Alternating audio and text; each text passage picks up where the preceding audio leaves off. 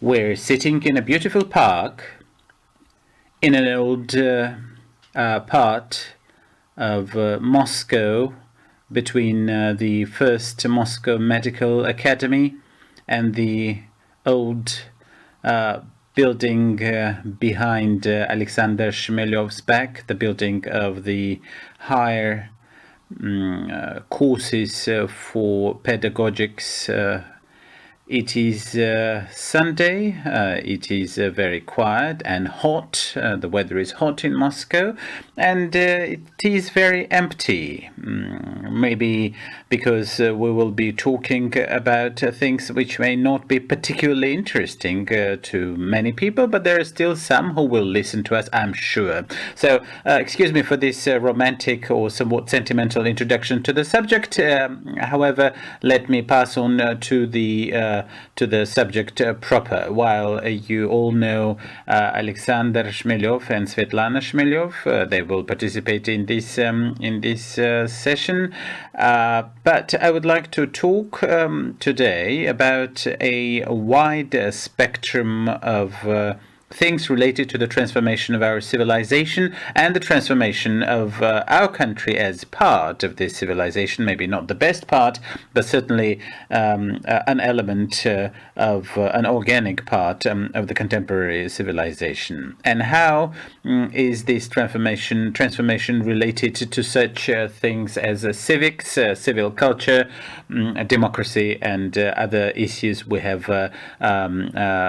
dwelt upon more than once. You have submitted your questions and they have urged me into a somewhat involved deliberation on these topics, because I think that the theme of education is becoming central for the entire world.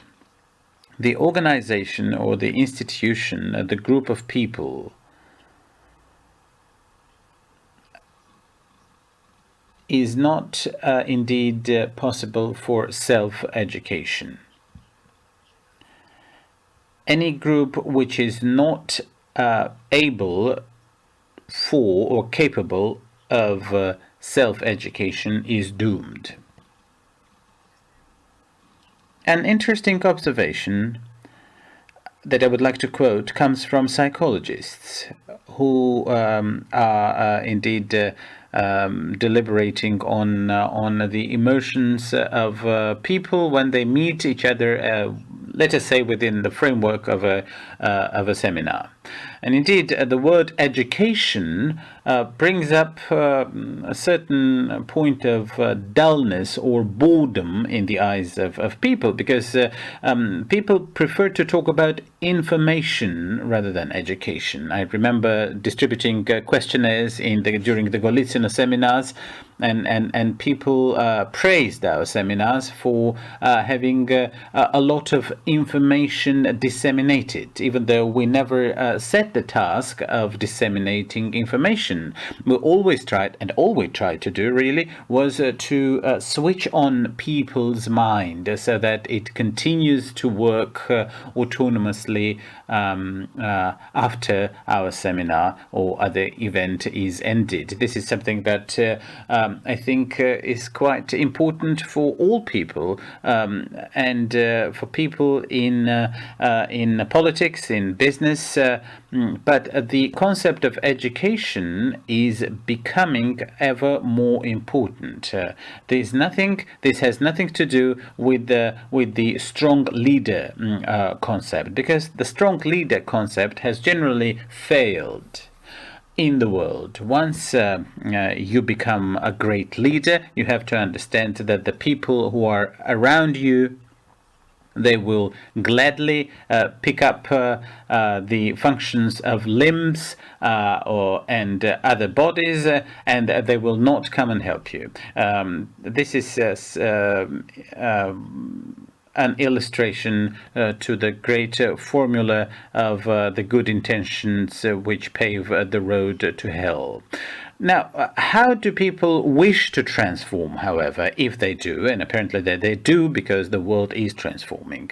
What people are generally inclined to do is to get rid of something which is not desirable. So what would be the good thing in your life? You may ask somebody, and some man may tell you, well, I'm all waiting for my mother-in-law to leave this coming Sunday. So people want to shed, to give up, to read. People wish to stop smoking. They want to stop being pestered by something. So indeed, in many ways, people, when they speak about transformation, are primarily talking about the things that they want to shed, the things that they want to give up or get rid of, and not to acquire. Because if that is something that you wish to acquire, that means that there has to be some teleological meaning in your life, some goal setting, some objective setting, some target setting. This is indeed where the problem lies. One of our great writers, I think it was Mikhail Zoshenko, one of his characters said, what is happening in the world? People start to die of those who never died before. Indeed, we are in a very interesting situation. We start to look around for certain circumstances, because all of us have somewhat narrow education, narrow professional pursuits. How can we?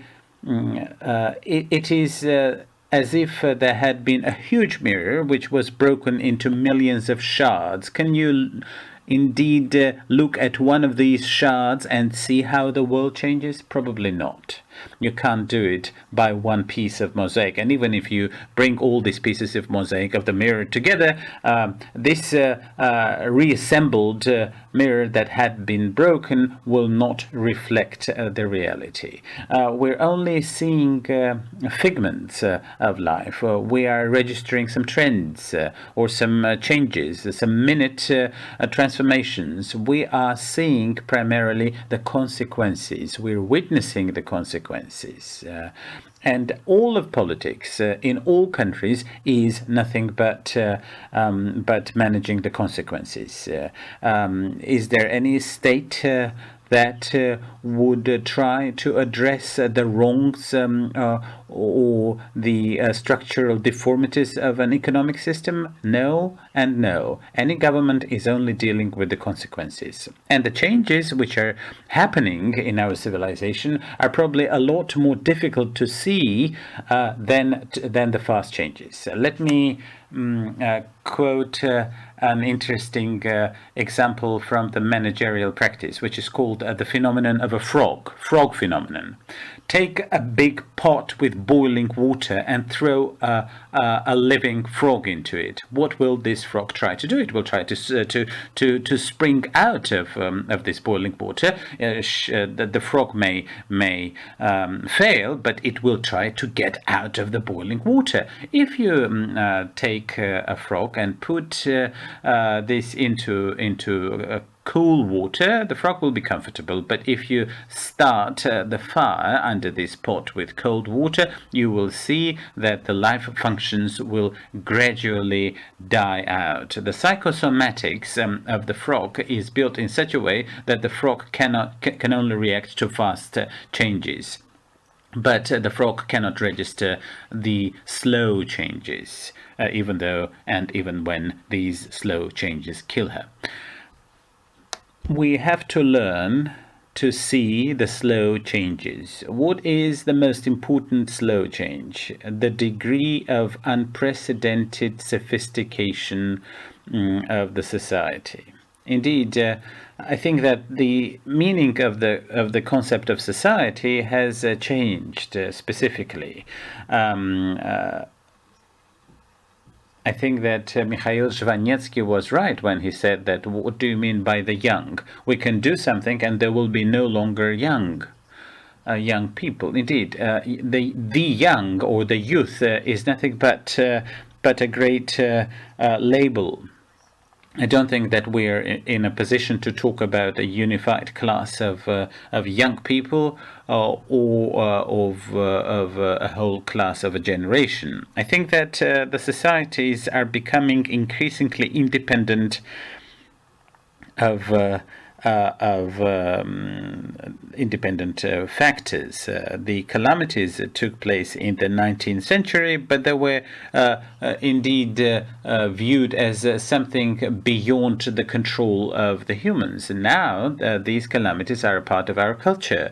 I think it was a BBC film documentary of several years ago on what would happen to the planet if human species is taken from the face of the earth. And so they showed week 1, week 2, week 3, and the planet starts to disassemble because human species has been taken out from the equation. If men had been removed from the planet in the 18th century, nothing bad, nothing poor would have happened to the earth. But today it is very different. Man has assumed a responsibility of planetary scale. In this sense, humans are now cosmopolitan because they have indeed assumed and developed the powers, and they feel a much wider responsibility than that related to a particular tribe, nation, ethnic group, or even a state.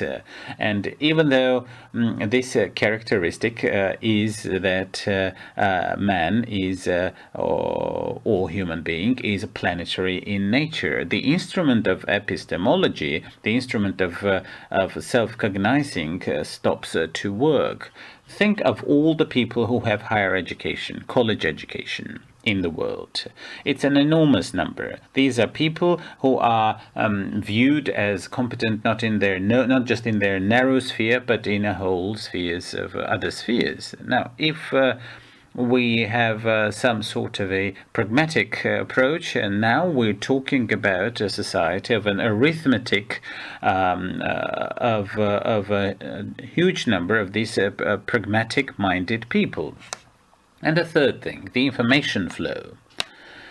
The fact that information is excessive today is a common thing to say, which is probably even good, because it may be even better for us to have more information than people may digest throughout their life.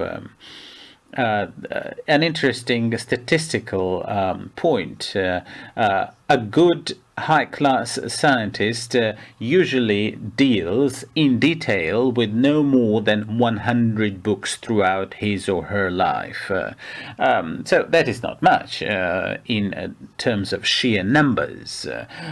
So on the one side, we have encountered and continuing to encounter extreme sophistication of the society and a very high degree of individualization, so that every person is a microcosm, is a micro-universe. And it is also a community of pragmatic-minded people. And finally, and the fourth, it is the new kind of space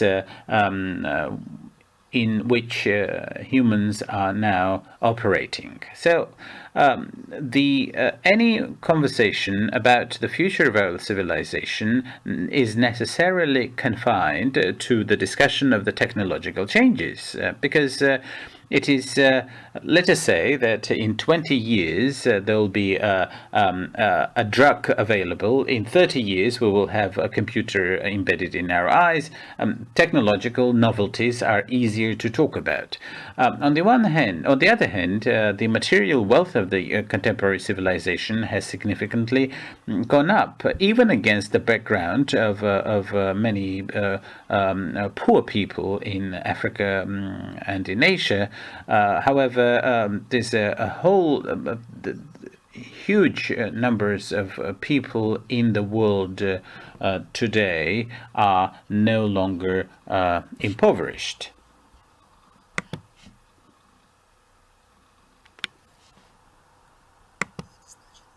What does this mean? This means that the raising of the material wealth leads to a very different view of labor and one's life. And if the majority of people let us say 2 generations ago, worked to live. They now live to work. To many people, profession becomes indispensable from one's life.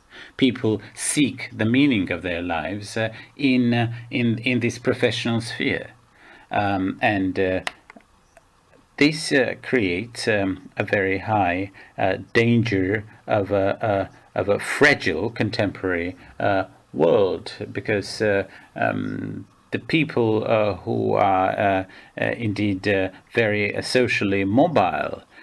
There's an interesting book about the so-called creative class, which is destroying itself, trying to persuade the rest of the world that they are the creative class, that they create something, that they want to be the authors of the contemporary culture. They have come across the situation whereby the contemporary culture sucks them out and indeed impoverishes these so-called creative class people. So this new attitude towards labor, new attitude towards oneself, and in the classical sense, as Karl Marx could have said, a human is not a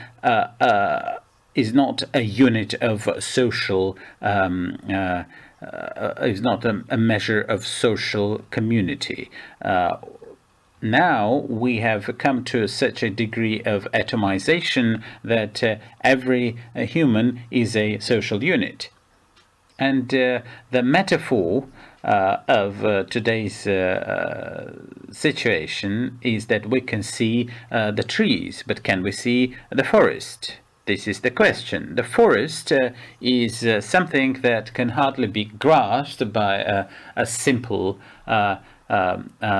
glance. Immanuel Kant, one may say the founder of the classical German philosophy, and Simmel, the founder of the contemporary, of the modern sociology. If I were to be asked, what did they dedicate their life to, I would say that Kant, throughout his life, thought about the question, how is nature possible, if I only see it in the fragments, in the minute detail? And Simmel asked himself throughout his life, how is society possible, if I can only see it in my very limited experience? So this question of our not being ready for the change is the principal topic of today. No politics, no state is ever busy with these items. My last remark before I pass on to the central subject. All forms of professional pursuits or business are now viewed as an entrepreneurial thing. Even 30 to 40 years ago, talking about school, college as a business would have been absurd. The so-called selling of educational services would have been totally profane, and the universities were beyond the logic of entrepreneurship. Today, freelancers, the so-called human brands, the universities, colleges, hospitals, states, cities, territories, everything compete, people, groups, and this is become now this is good. This is number one good news, because if there is no competition, stagnation rules. Once competition dies, stagnation reigns. The second news, which is bad, is that it is such competition. If entrepreneurial activity and political activity were differentiated and autonomous from each other in the overall social universe, where there were spheres where so-called competition and entrepreneurial spirit did not enter, there was some sort of a compensation. Today, and I think that this is the major challenge of the first half of the 21st century, how is it possible to compete and to retain partnership when competition and partnership do not contradict each other? At the time when, at the beginning of the modern era, Thomas Hobbes looked at the nightmare around him, he said that it is bellum omnium contra omnes. The war of all against all is starting. And Thomas Hobbes said that the only remedy against it is the state, what he called Leviathan. He said that this is the only thing, the state, that can rule this anarchy into order. The state is the only institution that may impart order to men. And for us not to find ourselves in the same situation that Thomas Hobbes looked around, is that it appears that we no longer have any hope for the state. The hope for the state has died, has faded away. The only thing we can hope on is ourselves, is a human self-teaching, self-educating movement towards the future, so that we understand how do we not trespass the liberty of the others. Where do I compete, and where do I demonstrate empathy? So competition and empathy. How can we really have this love for the neighbor conjoined with the spirit of universal competition? In the English language, in the English literature, I think it was in the past 2 years, there's an interesting term, which is do-it-yourself democracy.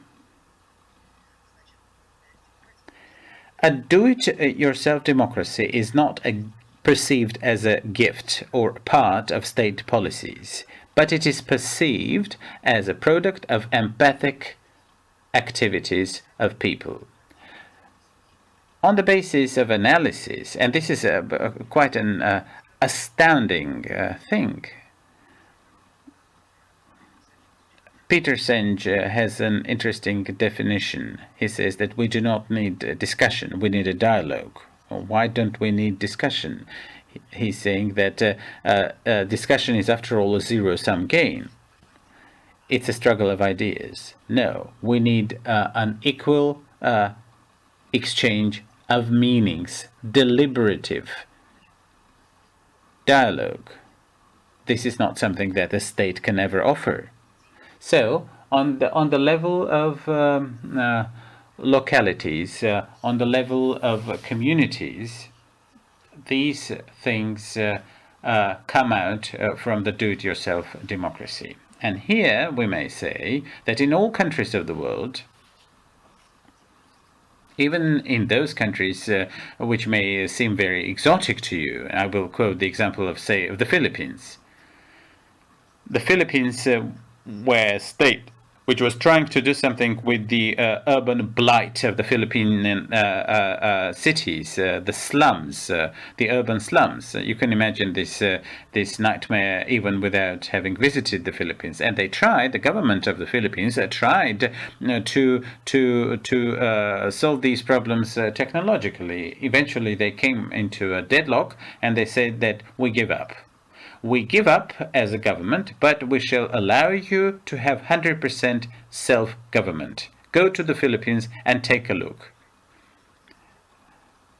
I'm speaking as Panikovsky from Ilf and Petrov's novel. Go to Kiev and ask them who was Panikovsky before the revolution. Indeed, in the developed and developing countries of the world, we're seeing a new industry, something that I would like to call the industry of civic empathy. It is an industry of civic empathy as a field of interesting production, the production of social meanings, of social innovations. If you try to analyze the language or the parlance, the rhetoric of the Russian politicians, you will see that the only thing that they may imply by the word innovation is a technological innovation, whereas they totally disregard such a thing as a social innovation.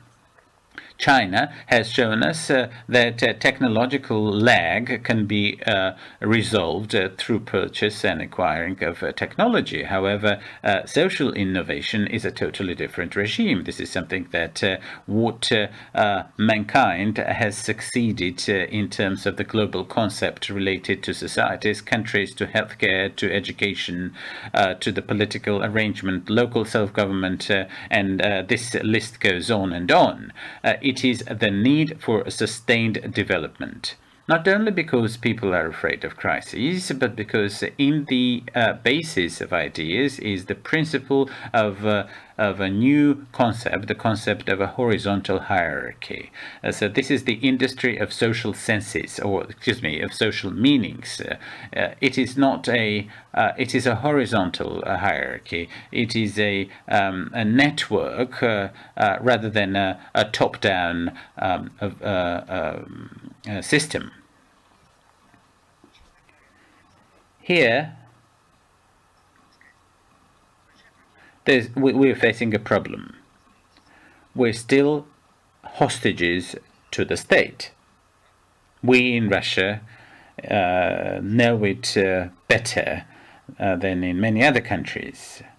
But if the meaning of our social activities consists in the search for a competitive solidarity, then the question about our dependence or our being a hostage of the state must be put forward. And it is being put forward in many countries of the world, because you may see that the crisis of trust towards politicians and towards the governments is seen in many countries of the world, even in the totalitarian regimes where there is a super high rating, or quasi-totalitarian regimes with the quasi-high, with a super high rating of 1, 2, or 3 top figures. You'll see that the general trust towards the government is close to zero. In our conditions, this puts forward an interesting problem, which is to say, what civic reputation must a person have? The question is that every person has 2 kinds of reputation, which is professional and moral. When people say that in the past 2 years there are many people in the Russian political and cultural establishment who decent people would no longer shake hands with, this will mean moral reputation. Under Nicholas I, the Tsar of Russia, it was for the first time that the Russian Empire felt the great need for a huge bureaucracy, because the empire was expanding beyond all imaginable measure. And so Emperor Nicholas held the principle loyalty plus professionalism for all civil servants. Under Alexander, it changed. It reversed, and the more so that under Nicholas II, and you know what it led into. The Bolsheviks immediately reversed this model back into the Nicholas times. Loyalty plus professionalism. They didn't want to have non-talented people, but they didn't also want the men of genius who were disloyal. So this 200-year tradition which has existed in this country is formulated in the following way: loyalty plus professionalism. So the more self-sustained people there are in this country, there is less loyalty in the numerator. In the European and American culture, moral and professional reputation are one and the same. They are a monolith which are viewed as professional ethics. A civil servant may not behave the way a civil servant behaves in this country. We have come to differentiate between the moral or professional reputation, which is a great minus to us, which is a great disadvantage of this culture. Now, when we speak about the so-called import substitution within the framework of the past, of the events of the past year, this is a wrong statement. I think that we can look at the origins of the current Russian story of import substitution as dating back to 20 years ago, because we started to import some institutions thinking that we can get these institutions and that we can keep the facade. And the meanings, the actual bosom core of these institutions was eradicated. Judging by the questions that you have sent me, I could say that the two great Russian questions, who is to blame and what is to be done. I think that who is to blame question is quite obvious to you. But the question about what is to be done is the most important question that is in your minds, and I can understand this. I think that emasculating the institutions by keeping only their facades has been one of the greatest legal problems of this country for the past 20 years. The vacuum of legitimacy. We are speaking about crisis of trust, disrespect, but there is also this vacuum of legitimacy. It is not just the deficit of legitimacy in the West, but vacuum in Russia. I will try to illustrate it on a historical example. In 1789, the French Revolution erupts, and in a matter of 4 years, the French went through so many things that this could hardly be rivaled with the previous history of the European nations. Within these 4 years, the French had an enormous story to tell. So they had two problems they had to solve. Number one, how to dismantle l'ancien régime, the old regime, and to create loyalty with respect to the new government, the revolutionary government. So we are dismantling l'ancien régime and we're creating something new. How can these two things be brought together? And then the French revolutionaries, the people who were quite advanced, or the masterminds, said that we shall be dealing with the dismantling of l'ancien regime through legitimate or the legal way. In 3 to 4 years, they created a wholly new system. And the second thing we will try to solve through civic education.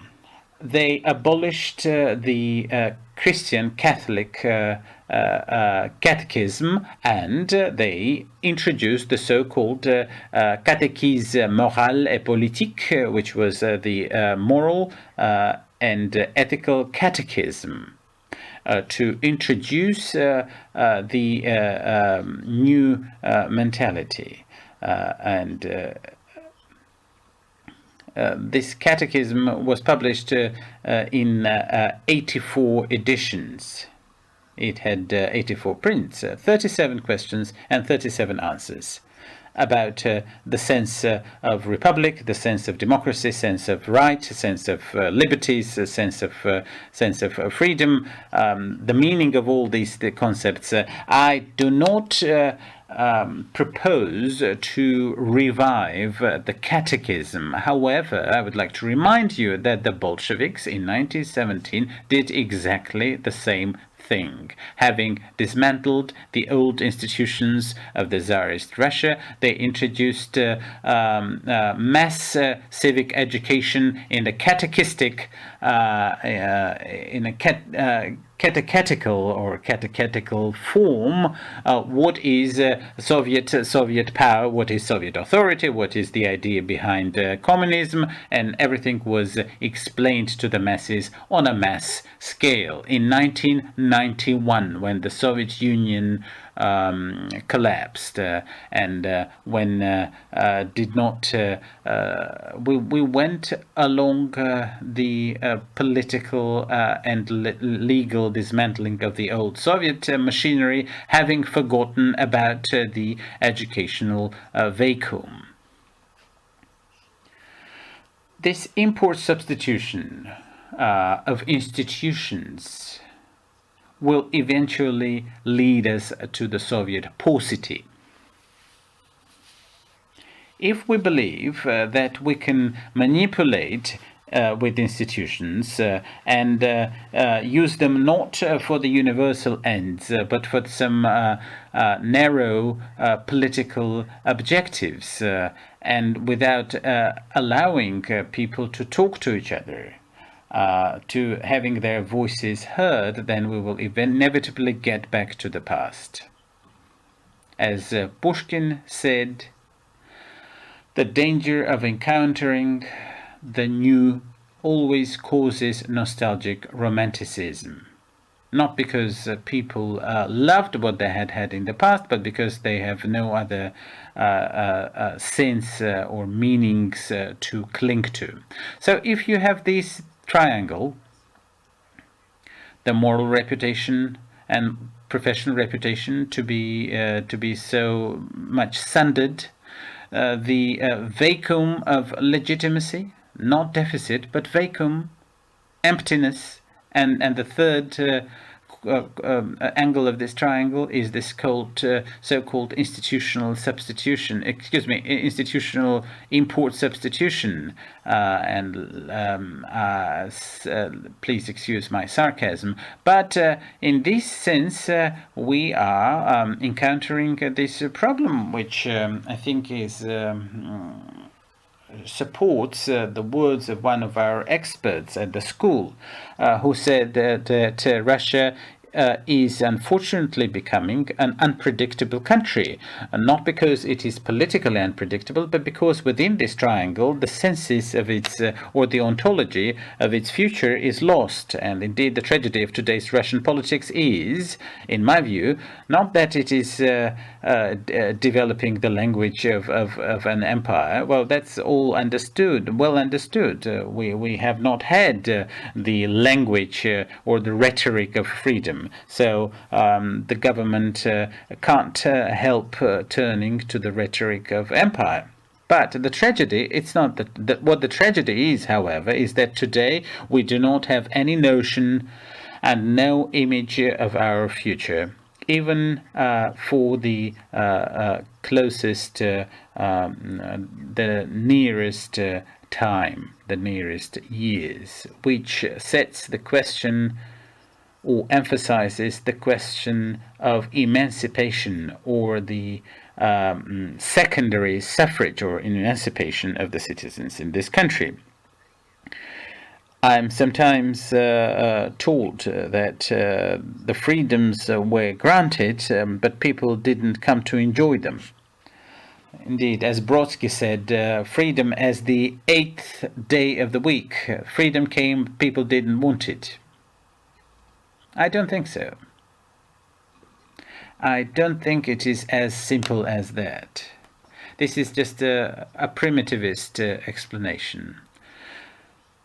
I think that in the general pathway of civilizational transformation, we are coming with a double burden which we have to somehow get rid of. We have to get rid of our perception of the old world and the perception of the world to come. And I think that we should unless we do that, we will not be able to exit this vicious circle. Well, I think that with respect to what is to be done, it is quite close and well understood. Well, my question is about virtual space, or the space of the internet.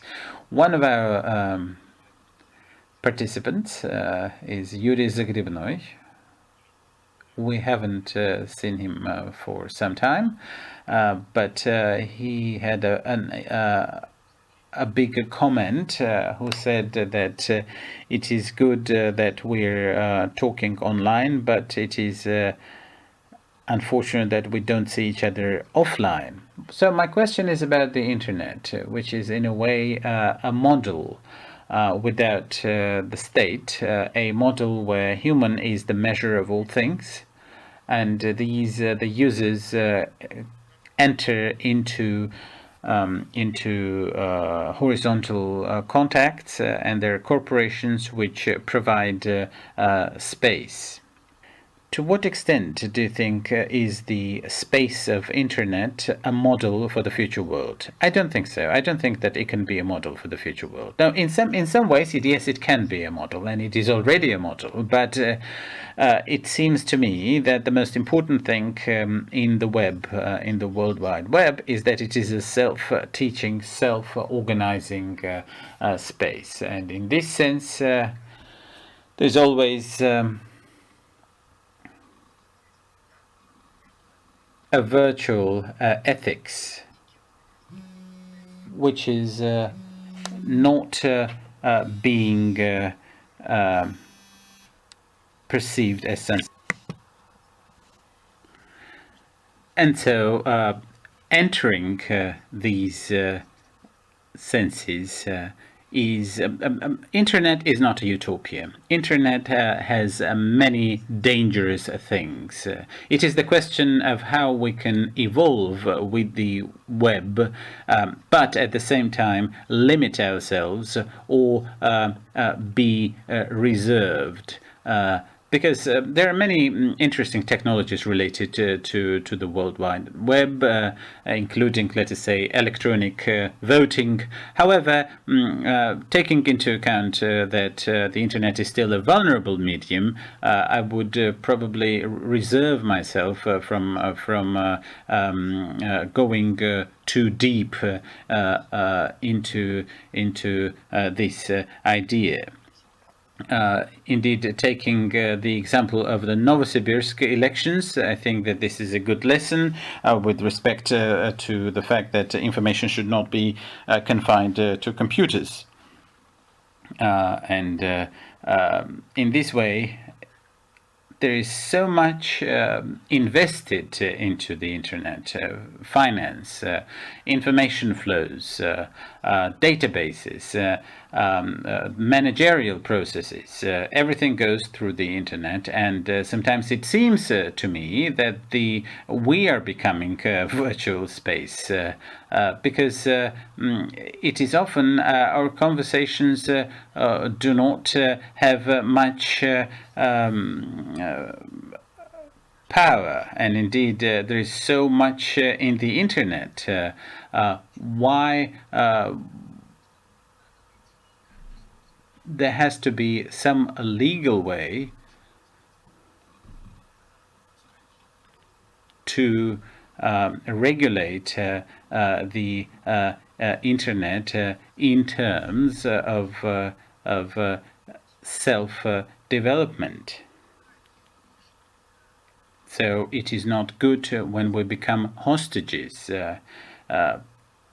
There is not much balance available, but the technologies change, and I do not think that this is anything to be feared.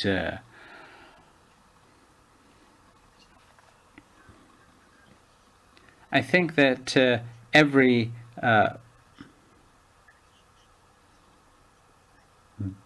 internet ban will always be countered by a technological novelty which will allow people to circumvent this ban. So far, I would like to say that, of course, the state is in the internet. And after all, the state still has the switch. It may switch off the internet just as it may switch off the electricity. And in this sense, there are also ways to curtail the internet, to limit the space, to cut it out, to switch it off. So in this sense, of course, the state is still there. And in this sense, so far, no, of course it can. Now, even the North Korea was not able to switch off the internet. Well, I hope so, but I hope that you're right. But I think that the state is still very powerful in the internet. In this sense, I understand that you're asking a very important question. I understand that this question is of high importance to many people, including our lawmakers, because our lawmakers are, of course, trying to understand how they can regulate a space which is beyond their regulation. No, you're quite right. Throughout the state bodies, they're trying to limit the internet, but these attempts are futile because the technologies are developing faster than their attempts to impose limitations. Indeed, the internet is extremely dependent on technological progress. But I think that the importance of internet is primarily not in technology, but in its great social sense, social meaning. This is what I would like to get back to, the social innovations. Something that I mentioned in the beginning of this meeting. Social innovations are generally regarded as something dubious. Indeed, we have been given the so-called unified electronic service, which allows us to cover some of our tax duties online. And that is a great gift on the part of the state. However, other than that, everything that the state tries to do is to create some sort of new corridors by narrowing the space of freedoms. But well, it was not particularly wide to begin with, but this is an extremely dangerous legislative logic, because at some point the space of freedom will narrow to such an extent that it will stop becoming something that is self-organizing. It will be just a sense of the space of freedom may become a degree of what is allowed. This will stop from being a producing freedom. This will not be freedom for creativity. This will stop being a freedom for some action. This will be a degree or a measure of what is allowed.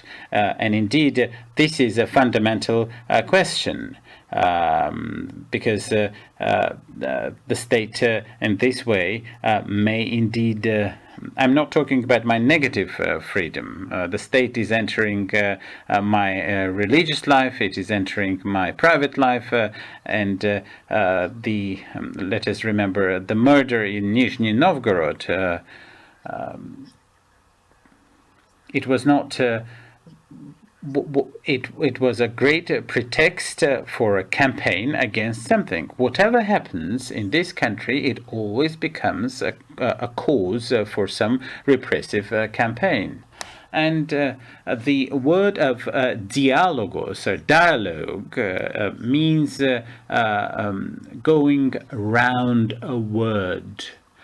And discussion, which is akin to percussion, is a way to suppress, after all. In this sense, I wanted to say that I agree entirely with the former speaker of the Russian State Duma, Mr. Gryzlov, who said that Parliament is not a place for discussions. Of course, it is a place for dialogue and not discussion, but I don't think that Mr. Gryzlov ever differentiated between these fine subtleties. Thank you very much. Thank you very much. Thank you.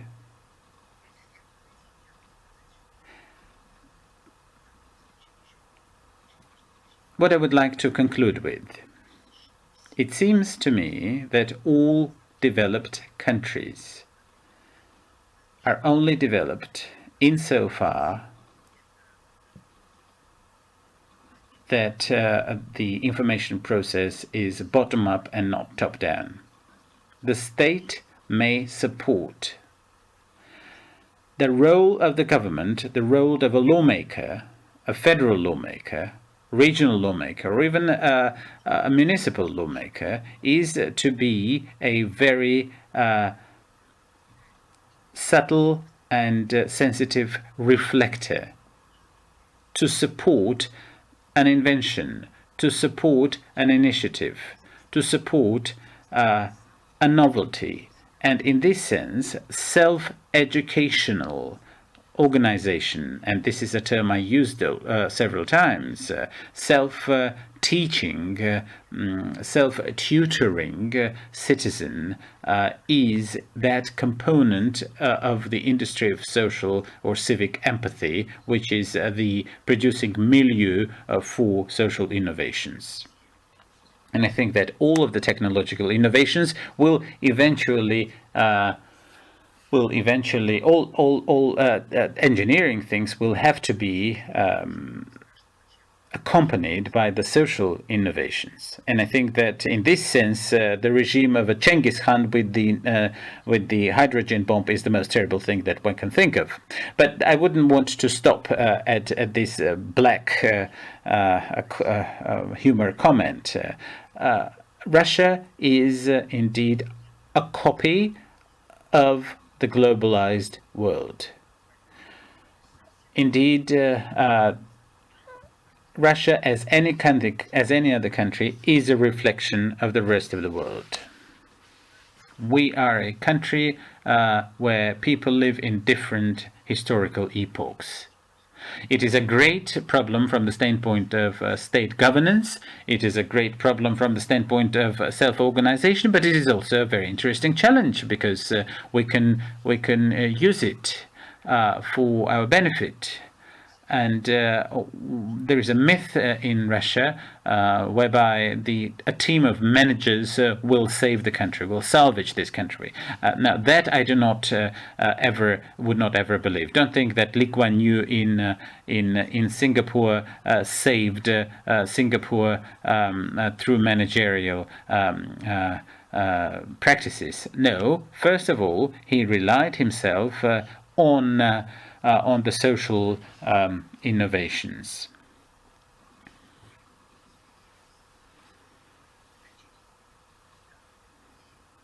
And my third important message, the illusion is that we shall one day learn by borrowing others' experience. That I do not believe. Relying upon others' experience requires great vision and the perfect understanding of what your goals and objectives are. Because history is only important in the aspect, in the aspect which you're viewing today. History by itself as a subject is nothing but a subject of discussion between several erudites. The generalized history is only important insofar as we can extol some lessons from it. Well, unfortunately, it seems that the cadence of my presentation is somewhat pessimistic, but I think that we have gone through different times. Anything can happen. anything can happen. But to stop the wheel of history, we can go and have something new through the industry of social or civic empathy. Maybe this is not the most fortunate term, but you may call it the fabric of civic ideas. Thank you so very much for your attention.